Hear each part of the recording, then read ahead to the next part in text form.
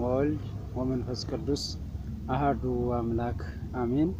የቸርነት ባለቤት ልዑለ ባሕርይ እግዚአብሔር አምላካችን ስሙ ዛሬም ዘወትርም የተመሰገነ ይሁን። ወላዲተ አምላክ እመብርሃን ለስም አጠራሯ ክብርና ምስጋና ይድረሳት። የእግዚአብሔር ቸርነት ከሁላችን ጋር ይሁን። ዛሬ እንግዲህ ላካፍላችሁ የፈለኩት ወደ ኦርቶዶክሳውያን ያየሁትን እና የሊቃውንቱን ችግር ነው። ያየሁትን የሊቃውንቱን ችግር ለእናንተ ላካፍላችሁ መጣው። እንግዲህ ሊቃውንቱ እንደሚታወቁት በየአድባራቱ፣ በየደብሩ፣ በየአጥቢያ ቤተክርስቲያኑ ያሉ ናቸው። የሊቃውንቱ ቤተክርስቲያን ህንጻ እግዚአብሔር አማኞች ባሉበት ሙሉ በሙሉ ሊቃውንቱ አንድም ሁለትም ይሆኑ እንጂ ብዛት ባይኖርም ይኖራሉ። በተለይም ደግሞ መርጌቶቹ ባሉበት እጅግ ሁለት አድባራት ላይ ሰሞኑን በወጣውበት በሄድኩበት ቦታ ያጋጠመኝንና ሊቃውንቱ የነሱን ችግር ያጋጠሙኝን ለእናንተ ለማካፈል ለማጋራት ነው። እንግዲህ ሊቃውንቱ መርጌቶች ናቸው፣ ቄሶች ናቸው። ይቀድሳሉ፣ ያገለግላሉ፣ ማህሌቱን ይቆማሉ። ከማህሌቱ እስከ ቤተ መቅደሱ እስከ ቅዳሴው ድረስ ነው የሚያገለግሉት። በዚህ መሰረት ደግሞ አገልግሎታቸው በአገልግሎት ውስጥ ቅኔ ማህሌቱ ላይ የሚደረሰው የቅዱስ ያሬድ አለ፣ መቅደሱ ላይ ደግሞ ቅዳሴው አለ። ይህን አድርገው ዕጣነ ሞገር የሚባል አለ። ዕጣነ ሞገር ማለት ሞገረ ዕጣን ማለት ነው። የጸሎቱ ሁሉ ማሳረጊያ ማለት ነው። በዚህን ጊዜ ይህንን ለማድረግ ሊቃውንቱ ቅኔ ቆጥረው ዕጣነ ሞገሩ ቅኔ ነውና ቅኔ ቆጥረው ይህንን ቅኔ ወደ አምላካቸው ወደ ፈጣሪያቸው ወደ እግዚአብሔር በሚያቀርቡበት ጊዜ ክብር ይቺ አለ። ክብር ይቺ ናት ማለት ነው። ክብር ይቺ ናት። ለምን? በዚህ ጊዜ ቅዱስ ሥጋውን ክቡር ደሙን በምንቀበልበት ጊዜ የሚወርድ ነውና ክብር ይቺ ናት። የትኛዋ? ቅዱስ ሥጋው ክቡር ደሙ። እንግዲህ በሴት ክብር ይቺ ናት ብሎ የሚጠራው ለምንድን ነው? ጥበብ ሀነጸት ላቲ ቤተ ዋቀመት ሰባታ ኢማደ። ጥበብ ወልደ እግዚአብሔር በሴት አንቀጽ ይነገራል። ጥበብ ሀነጸት ላቲ ቤተ፣ ጥበብ ቤቷን ሰራች፣ ሰባት አዕማድንም አቆመች ተብሎ ሰባት ምሰሶዎች እንግዲህ ሰባቱ ምስጢራት በአጠቃላይ የሰባት ነገር ፍጹም ቁጥር ነው እና በዚህን ጊዜ ዋቀመት ላቲ ሰባት አዕማድ የሚለው በቁጥር የሚገለጽ አይደለም፣ በቁጥር አይገለጽም። ለምን ከተባለ ፍጹምነትን ነው የሚያሳየውና እና ይህንን ለማድረግ ክብሪት ይወርዳል። ሊቃውንቱ ከዚያ በኋላ ይዘመማል። ከዚህን በኋላ ደግሞ ዝማሬው ይባልና ዕጣነ ሞገር ወደሚባለው እንግዲህ እዝል ከሆነ 11 ቤት ነው። ግዕዝ ከሆነ ደግሞ 7 ቤት ነው። በዚህ መልኩ ምን ይሆናል ማለት ነው? ይህንን የሚመራ ያስፈልጋል። ዕጣነ ሞገሩን የሚመራ ያስፈልጋል። በዚህ ጊዜ ተመሪ ያጡ ማለት ነው። ሊቃውንቱ ተመሪ ያጣሉ። የሚመራቸው ሁለት ሰው መሆን አለበት። አንዱ ቅኔ አድራጊ ነው፣ ሁለተኛው ደግሞ ተመሪ ነው። ይሄ የሚመራው ሰው ዜማውን ማወቅ መቻል አለበት። በተለይም ደግሞ ቅኔ መማር አለበት። ለምን? ተነሹን፣ ወዳቂውን፣ ሰያፉን፣ ተጣዩን ለይቶ እንዲጮኸው። በዚህ መሰረት ይህን ቅኔ ሲያደርጉ እነዚህ ሰዎቹ ምን ያደርጋሉ? ይመራሉ።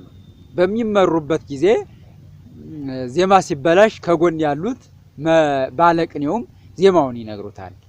ዜማውን እየነገሩት ተመርቶ ይጨርሳል። የሚጠፋው ከሆነ የማይጠፋው ከሆነ በደንብ የያዘው ከሆነ ደግሞ ራሱ ይጨርሳል ማለት ነው።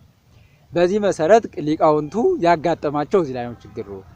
ለምን ከተባለ ባሉበት አካባቢ እንግዲህ ቅኔ የተማረ ባለመኖሩ የቅኔ ምሪትም የሚያውቅ የሚችል ባለመኖሩ ቅኔ ቆጥረው በሚያደርጉበት ጊዜ የሚመራቸው አጡ። እንግዲህ ይመራል ብያቸዋለሁ። ይሄ ተመሪ ጠፋ። ለምን? ቅኔ ስለማያውቁ ሌሎቹ የሚመራ ጠፋ። ስለዚህ እየቆጠሩ አንድ ቦታ ላይ የገጠመኝ ምንድነው? ክብሪቱን አውርደውት ደረስ። ከዚያ ቀደም ብለው እሳቸው መጀመሪያ ላይ ስለጨረሱ ማለት ነው እኛ ለመድረስ ጊዜ ወደ ኋላ ዘግይተን ኖሯል። ዕጣነ ሞገሩን ሲዘሙት ማለት ነው ደረስ። ሁለተኛው ቤት ላይ እየዘመሙ ራስ ብቻቸውን ነው የሚዘሙት። ለምን? የሚመራ ስለጠፋ መጀመሪያ ተመርቶ በኋላ ነበር የሚዘመመው። ስለዚህ መጀመሪያ ላይ እየዘመሙ ለምን የሚመራ ስለጠፋ ቅኔውን የሚመራቸው ስላጡ እየዘመሙ ራሳቸው እየዘሩ ራሳቸው እየዘመሙ አገኘናቸው። በኋላ አወራን ተነጋገርን። እዚህ የሚመራ ቅኔ የሚመራ የለ ቅኔ የሚያግዝ እንኳን አይደለም። እኔ ሁልጊዜ አደርግ ነበር ግን የሚመራኝ አጥቼ እየዘመምኩ ነው፣ ሁልጊዜም እየዘመምኩ ነው አሉን። አንደኛው ደግሞ ሌላ ቦታ ላይ ደግሞ ስንሄድ በሌላ ቀን ደግሞ ምንድነው ያሉን? የሆሳዕና ዕለት ቅኔ ሳደርግ እንግዳ ነኝ ለደብሩ ገና የሆሳዕናን ነው የቆምኩት ማይሌትና ቅኔ ሳደርግ ክብሪት ያወረድኩ ከዛም በኋላ ቅኔ ተመሩኝ ስል የሚመራኝ አጣው አሉ። የሚመራኝ አጣው። ከዚህን በኋላ የሚመራኝ ሳጣ እኔ ራሴ ዝም ብዬ ዘመምኩት። ከዚያን በኋላ የሚመራኝ ሰው ስለሌለ ቅኔ ማድረጉን ተውኩት። የተውኩትም ጠይቄ ነው አሉ። ለምን የሚመራ ሰው የለም ወይ ስል የለም እስካሁን ድረስ እዚህም ቅኔም አይደረግም። የክብረ በዓል ሲሆን ሌሎቹ መርጌቶቹ ከሌላ ከያጥቢያው ስለሚመጡ የዚያን ጊዜ ይደረጋል እንጂ አይደረግም አሉና ከዚህን በኋላ ተውኩት የሚመራኝ ስላጣው አሉ። ዝም ብዬ ቅኔውን እቆጥረዋለሁ ግን ምን አተዋለሁ? ቅኔውን እየቆጠርኩ ምሪውን የሚመራኝ ሳይሆን ማድረጉን ተዋለሁ አሉ። አንደኛው ደግሞ እየዘመሙ ነው ሁልጊዜም ማለት ነው። እና እንዲህ አይነት ችግር አለ ለካስ እንዲህ አይነት ማለ ብዬ መጣሁ። ቅኔ በእያንዳንዱ ቦታዎቹ ላይ ሊቃውንቱ ቅኔ ያልደርሳቸው እያለ እየተቸገሩ እናያለን። በአንዳንድ ቦታዎች ላይ ደግሞ ቅኔ የሚመራ እየጠፋ የሚያግዝ እየጠፋ አንድ ብቻ እየሆነ ይደረጋል። እና ታዲያ ምን ትዝ አለኝ እንዲህ በአበባል አበው የሚሉት አበባል አለ። እንግዲህ ድጓ ትልቅ መጽሐፍ ነው። በጣም ሲያዩት ትልቅ ነው፣ ለመያዝም ያዳግታል። እንዲያውም ሊቀ ሊቃውንት ስምዐ ኮነ መላክ ምን ሲሉ ሰምቻለሁ? ድጓ ስማር ድጓውን መቻል አልችልም ነበርና መሸከም ስለማልችል ሌላ ተማሪ ወንበር በምንተክልበት ቦታ ላይ ከቤታችን እዚያ ድረስ ሌላ መምህር ይዞልኝ ሌላ ተማሪ ይዞልኝ እየሄደ ነበር በማር ሲሉ ሰምቻለሁ።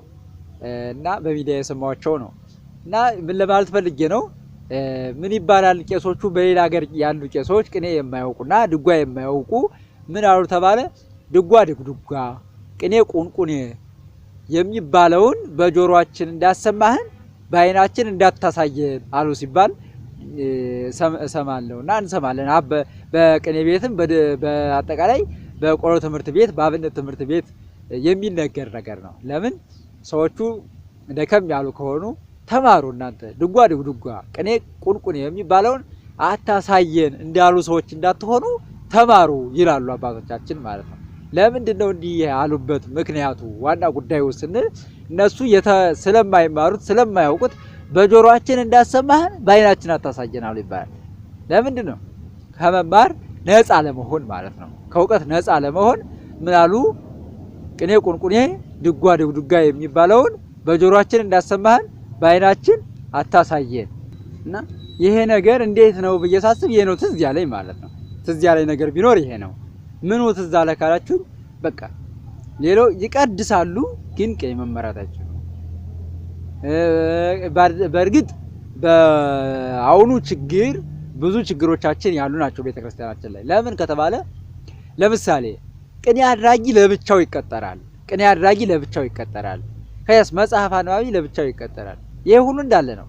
ከያስ ጸበል አጥማቂ ለብቻ ይቀጠራል። ኪዳን አድራሽ ለብቻ ይቀጠራል። ይሄ ስራ ሆነ ማለት። ለምሳሌ በቤተ ክርስቲያናችን ሕግና ስርዓት መሰረት ኪዳን ያላደረሰ ቅዳሴ አይቀድስም። ኪዳን ያደረሰ ነው ቅዳሴ የሚቀድሰው። ቅዳሴ የሚቀድሰው ኪዳን ያደረሰ ነው። በዚህ መሰረት ኪዳን ያደረሰ ቅዳሴ ይቀድሳል። ቅዳሴ የሚቀድሰውም ደግሞ ኪዳን ያደርሳል። ቅኔ የሚያደርገው ቀድሞ በአባቶቻችን ምን ያደረገ ነው? የቀደሰ ሰው ነበር። አሰረ ክህነት ያለው ሰው ነበረ ቅኔ የሚያደርገው። አሁን ቅኔ የሚያደርግ ክህነት ይኖረውም አይኖረውም ጉዳይ አይደለም። ስለዚህ ይህ ሁሉ ችግር ነው ማለት ነው። ከዚህ የባሰ ችግር ደግሞ ቅኔ ቆጥረው የሚመራቸው ማጣቱ ይሄ እጅግ የባሰ ነው። ታዲያ እንዲህ ከሆነ ቤተክርስቲያናችንን ምን እናድርግ ካል ለቤተክርስቲያናችን በዓላማ የሚማር ሰው በዓላማ ክፍተቱን ለመውለድ ለምሳሌ እነዚያ አየዋቸው አጥቢያ ቤተክርስቲያን ላይ ምን ሆነ? ቅኔ የሚመራ አይደለም። ቅኔ የሚያደርግ ቅኔ የሚመራ እንዲያውም ምን አሉኝ እዚያ አካባቢ እንዲያውም በጣም መምህሩ ከስሜታቸው አንጻር ምን አሉኝ፣ ግዕዝ ማወቅ ለአንድ ብሔር ብቻ የሚሰጠው ነው። ለአንድ ብሔር ብቻ የሚሰጠው ነው። በጣም ግዕዝ አሁን ሰባኪዎቹ ሁሉ የሚያስተምሩት ሁሉ ግዕዝ የሚጠቅሱ ከሆነ ከየት የመጡ ናቸው? ከአንድ ብሔር የመጡ ናቸው ተብሎ ሰው ምን ያደርጋል? በዛ የሚቀጠር ከሆነ ያድማል። እንዲያውም ከዚህ የመጡ ናቸው ብሎ ያድምባቸዋል። ለምን? ግዕዝ በጣም የሚጠቅሱ ከሆኑ፣ ግዕዝ የሚያውቁ ከሆኑ። ከዚያስ ደግሞ ግዕዝ የማይጠቅሱ አማርኛ ብቻ የሚሰብኩ ከሆነ ደግሞ ምን ያሉ ከሰሜን ከአንድ ብሔር የመጡ አይደለም ተብሎ ምን ይመናል? ስም ይሰጣቸዋል። ስም ይሰጣቸዋል። ስለዚህ ምን ማለት ነው? በአጠቃላይ ግዕዝ መማር ለአንድ ብሔር፣ ግዕዝ ማወቅ ለአንድ ብሔር፣ ቅኔ ማወቅ ለአንድ ብሔር፣ መርጌትነት መሆን ለአንድ ብሔር የተሰጠ እንጂ የቤተ ክርስቲያኒቷ አስተምህሮ የቅዱስ ያሬድ መሆኑ ያዳግታል። እዚህ አካባቢ የምንሰማው አሉ አዘን ለምንድን ቆይ መርጌታ መሆን ለአንድ ብሔር ብቻ የሰጠው ሁሉም መማር አለበት። ስለዚህ ውድ ኦርቶዶክሳውያን ማስተማር መማር ያለብን እንዴት ነው ካል በዓላማ መማር፣ በዓላማ መማር፣ በዓላማ ማስተማር። እንዲህ ከሆነ ክፍተታችን ጉድለታችን ይሞላል፣ ክፍተታችን ይሞላል። ችግር አዋቂዎች እንሆናለን። ችግር አዋቂዎች ብቻም ሳይሆን ችግር ፈቾች እንሆናለን። ችግር ፈቾች እንሆናለን። ችግር ፈቾች ስንሆን የመፍትሄ ሰዎች እንሆናለን። የመፍትሄ ሰዎች ስንሆን ደግሞ ቤተ ክርስቲያንን ከችግር ለማውጣት ምን እንላለን? እንሰራለን፣ እንጥራለን፣ እንደክማለን። ስለዚህ የድካማችንን ዋጋ ደግሞ እግዚአብሔር ዋጋውን ይከፍላልና ይሄ ለዚህኛው ትኩረት ልንሰጠው ይገባል። ትኩረት ልንሰጠው ይገባል። ቅኔ የሚመራ ማጣት ይከብዳል። እየቀደሱ እያስቀደሱ መሬታው መዝመር የሚመራው አጡ። ስለዚህ ይሄን ችግራችንን ልንቀርፍበት የምንችል ዓላማ መስራት ይኖርብናልና ከእንደዚህ አይነት ነገር መጠበቅ መቆጠብ ይጠበቅብናል።